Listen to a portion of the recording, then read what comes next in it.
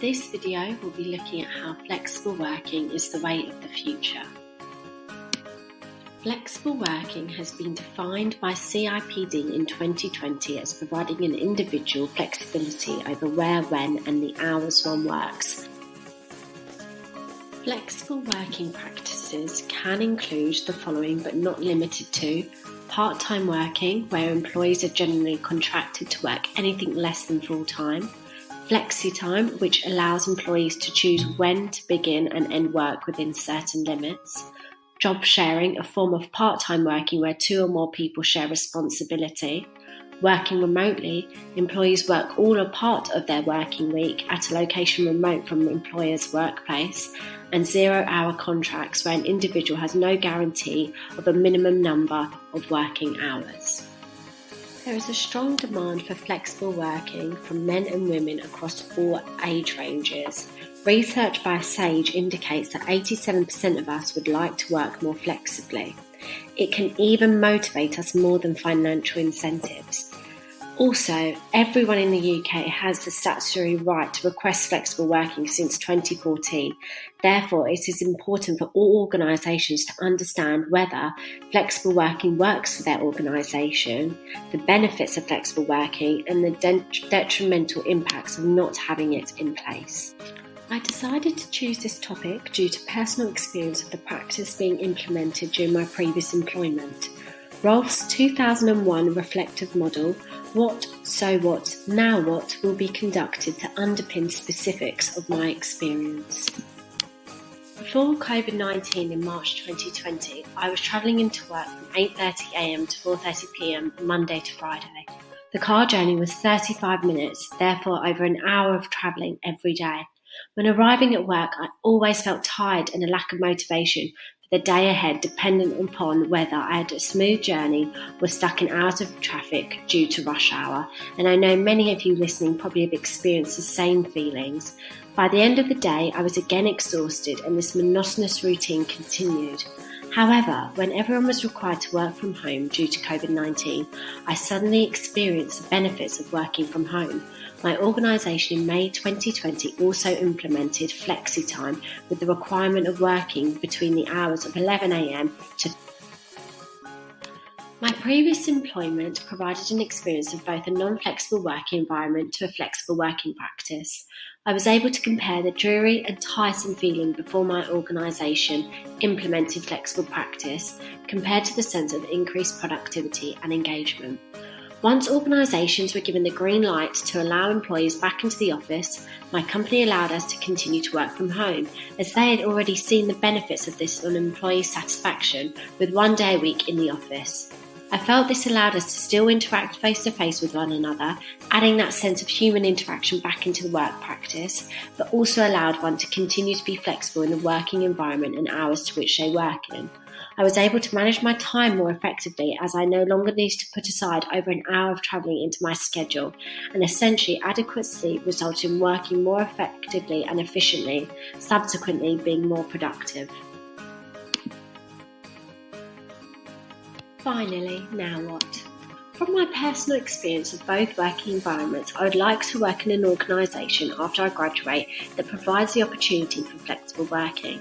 I have been able to compare both routines, and from reflections I was able to underpin specific feelings and understood the positive reinforcement flexible working provided on my mental health and productivity when working.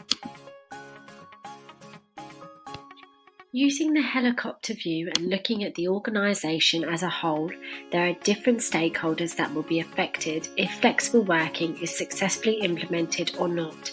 The Chartered Management Institute outline that the employee will be affected, the organisation will be affected, and then eventually the customer will be affected. Organisations may have not considered the following when seeing if flexible working is suitable for their organisation or implementing it. So setting organisational context, this could include the culture and HR support, considered organisational facilitators and barriers, so having supportive technology and practical tools, or the volume of applications and costs, gaining manager buy-in, so communicating the financial and recruitment benefits, and sharing success stories. Other areas could be considering manager facilitators and barriers and considering team facilitators and barriers. The Chartered Management Institute in 2019 created a 5-step guide for senior managers in order to implement flexible working successfully. Step 1. Advertise and offer all jobs, including senior roles, as having flexible working options. 87% of employees say they wish to work flexibly, but only 15.3% of jobs are advertised as flexible. Point 2. Role model flexible working.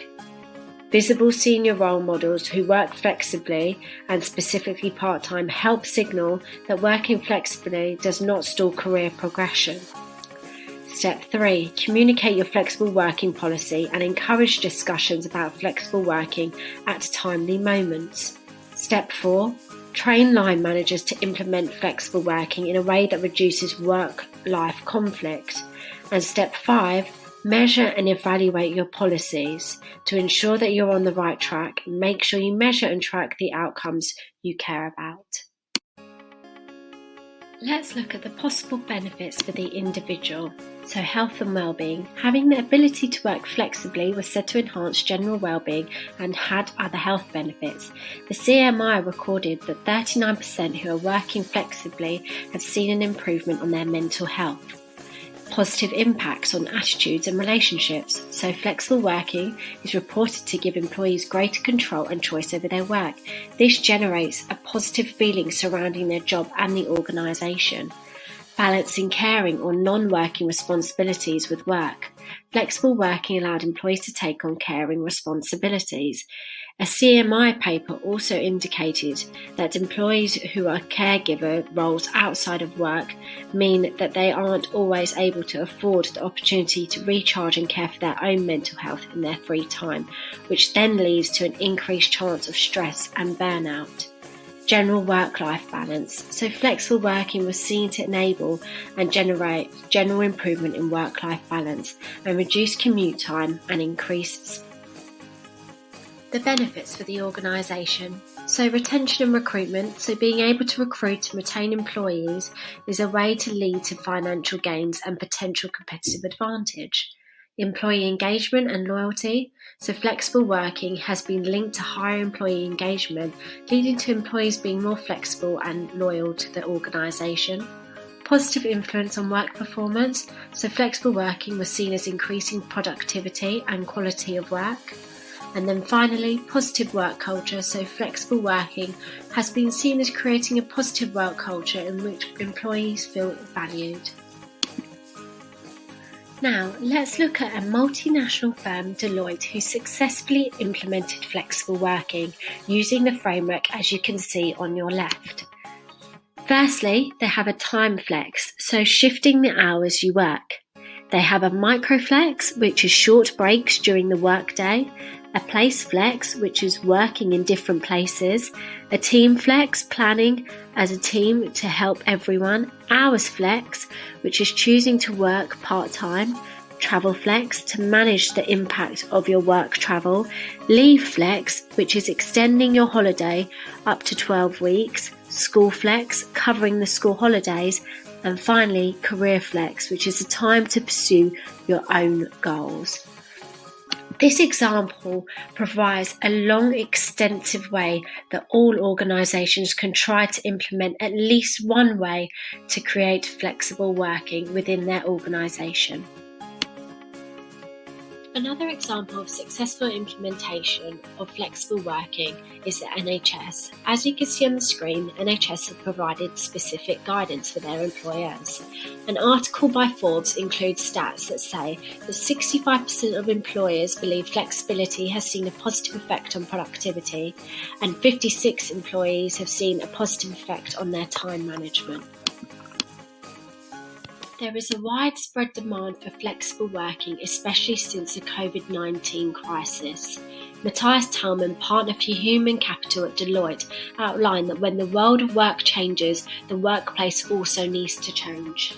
This video has clarified who the key stakeholders are, the benefits of flexible working for them, a personal reflection from both working environments, and examples provided of successful implementation of flexible working. There are lots of different types of flexible working, so it is possible for most organisations to implement some form of flexible working within their practice. Finally, please write down 2 areas you feel flexible working could improve for you.